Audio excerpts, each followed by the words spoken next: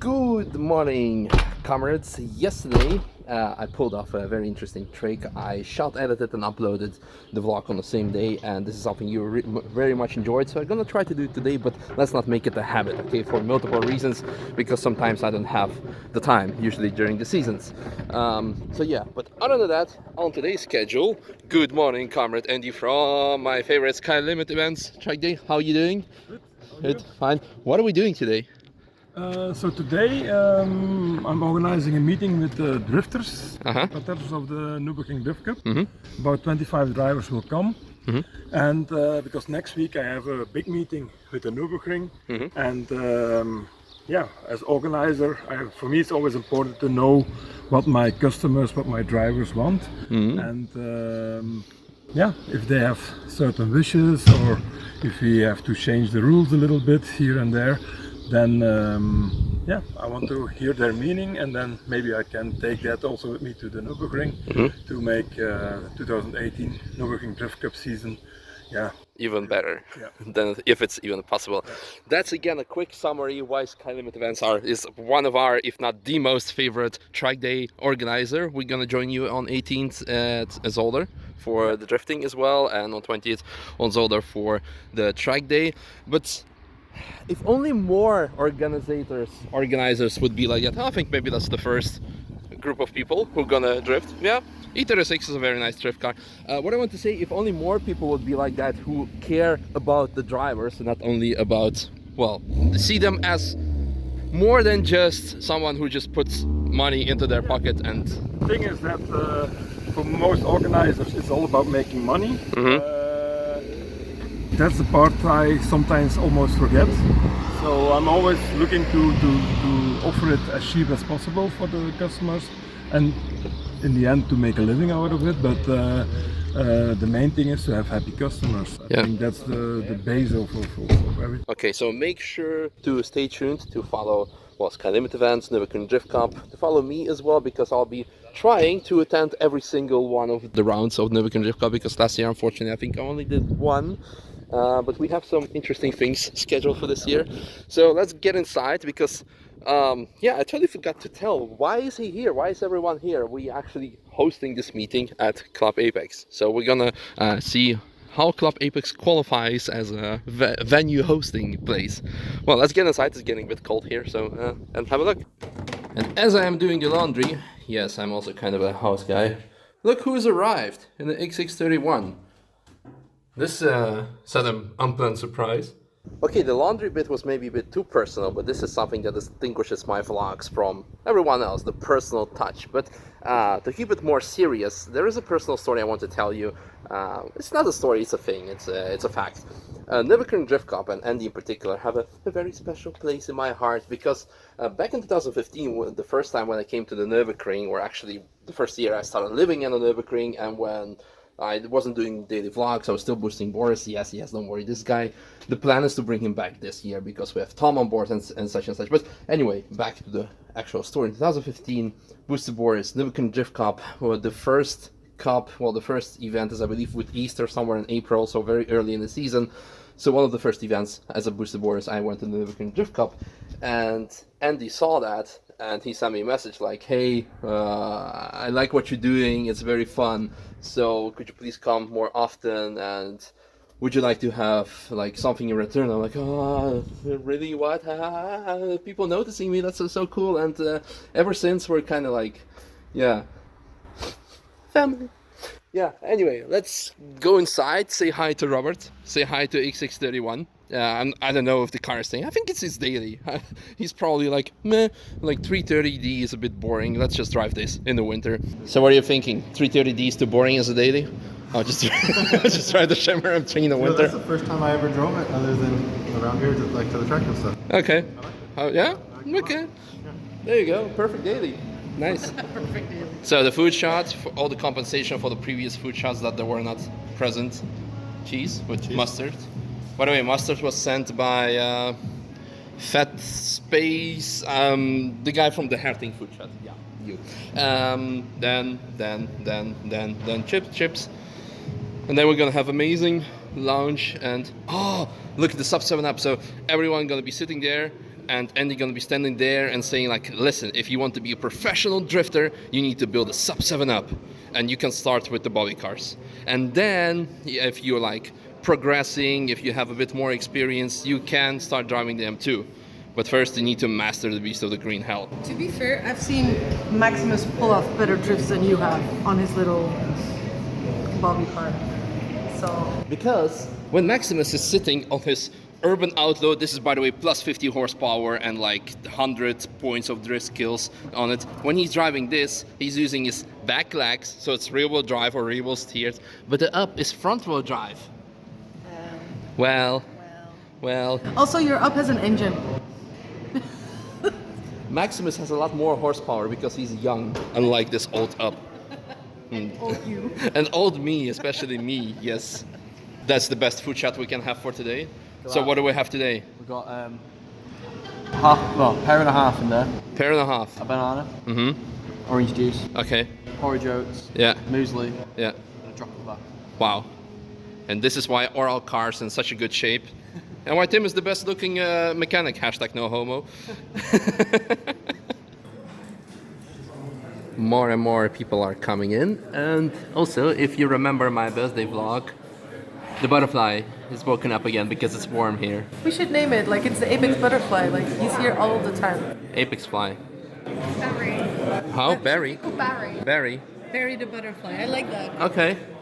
Cool with that. I think he should be called Nelson. Nelson? Yeah. We can Why? call him Nelson Barry. Barry Nelson. No, he should be called But there are two of them. Number 2. Yeah, there are two. There were. Barry Nelson. Barry Yeah. Nelson. Okay. There were 3, but unfortunately, on my birthday, Maximus played with a butterfly. Thank you for coming. Denk u am besten machen wir das auf Deutsch. So, die Holländer verstehen auch Deutsch. Wenn da eine Frage ist, was auf Englisch machen kann, auch kein Problem. And while they're having their meeting, let's take a moment to do some car spotting. Well, I guess we all know this car by now, so let's move on to the one next to it, which is a... Oh my god, it's pretty special. It's a Seat Boca Negra, which is actually an Ibiza, pretty special model referring to, well, the Boca Negra in Spanish means the black mouth. And as you may guess, or as you may know, if you're a Seat enthusiast, it has a black front, which is referring to the, I believe, a model from the 70s, the 1200 Seat. Don't blame me if I'm wrong. Powered by a 1.4 TSI engine, producing 180 horsepower, similar what the Polo GTI does, the 5th generation pre-facelift GTI. I think it's pretty much the same engine. They could have put that engine in the Up GTI. Volkswagen, what? There's going to be like probably tomorrow or the day after tomorrow video why you should not, well, not why you should not, why I would never buy a Volkswagen Up GTI for a couple of reasons. Because it doesn't do this.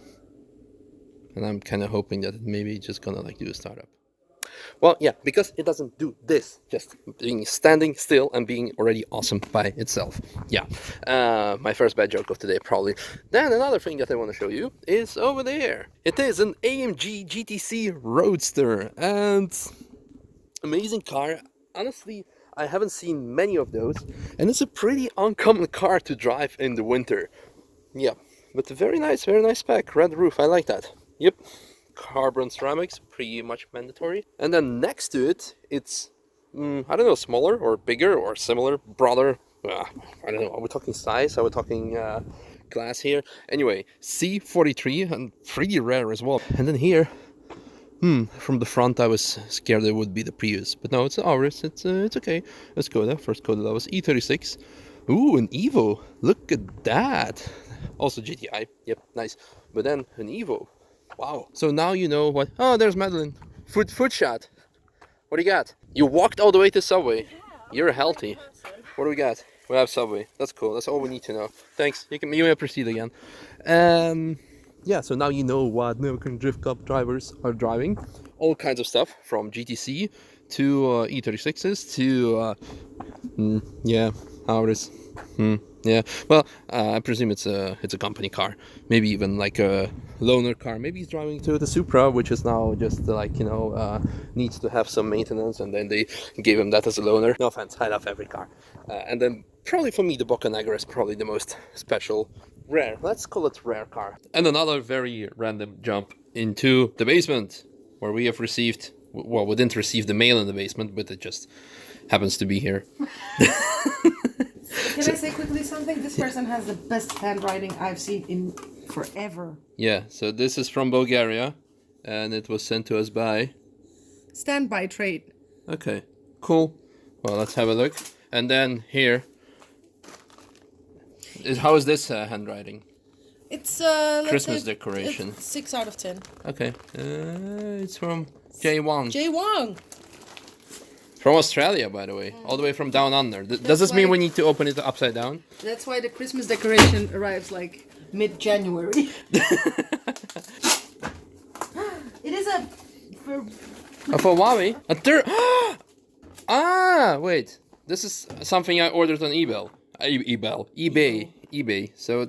Oh, it's yeah, a gift to you. It's a gift to me from me. Those are the chewing gums. Oh my god, the taste of the 90s. The 90s kids are gonna be like, ah.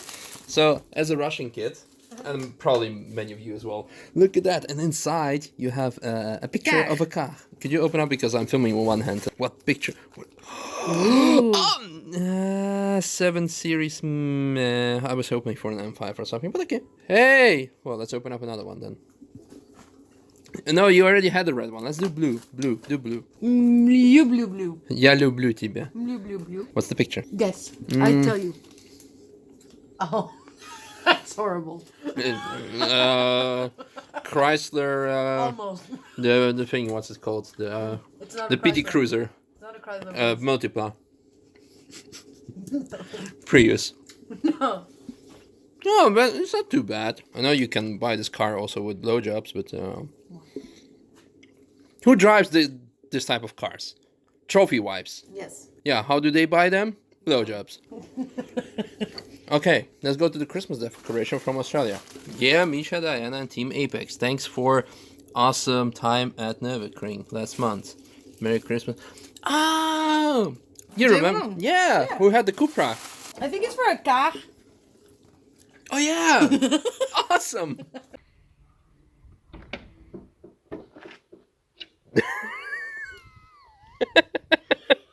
Busted.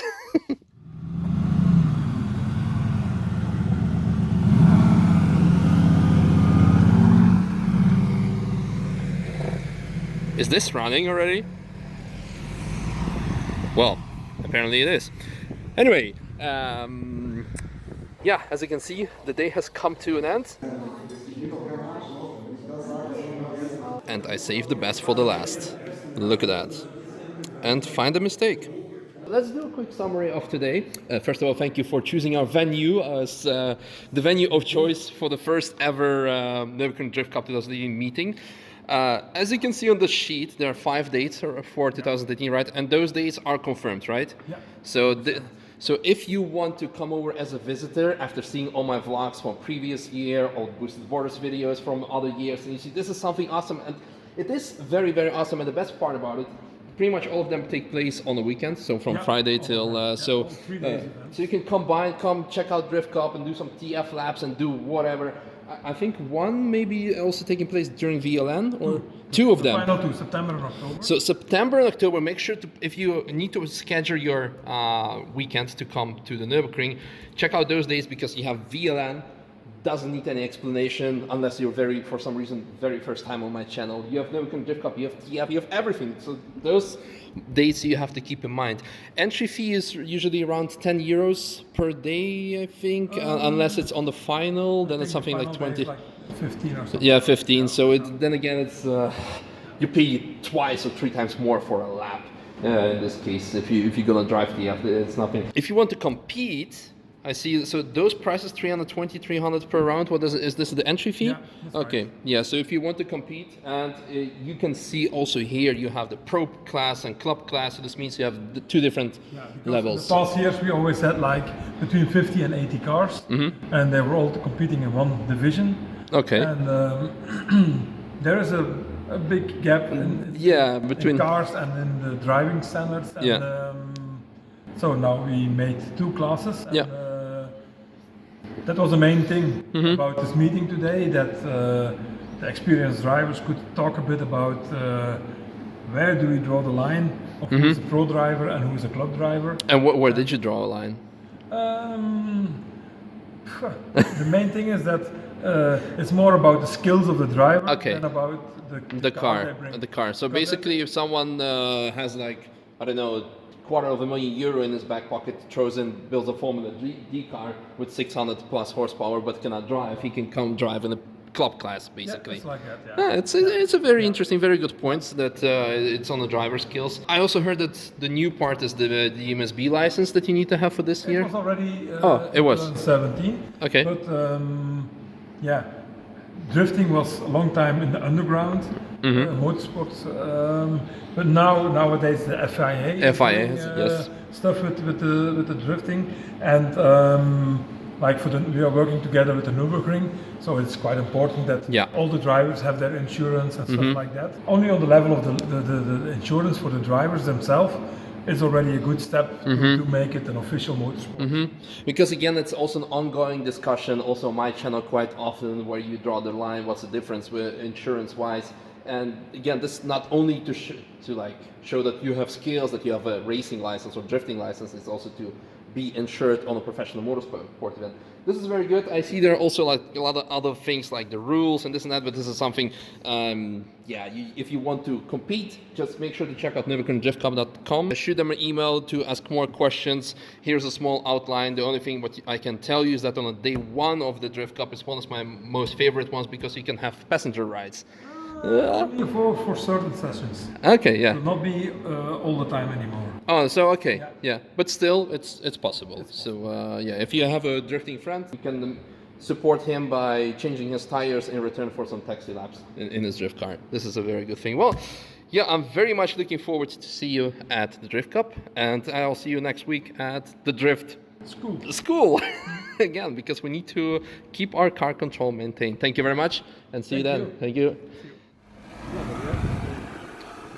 And pretty much everyone has left, and some other people have arrived again from Belgium. And so you said you want to come in the vlog because but he is very good in front of the camera. So. Okay, well, you then. Yeah.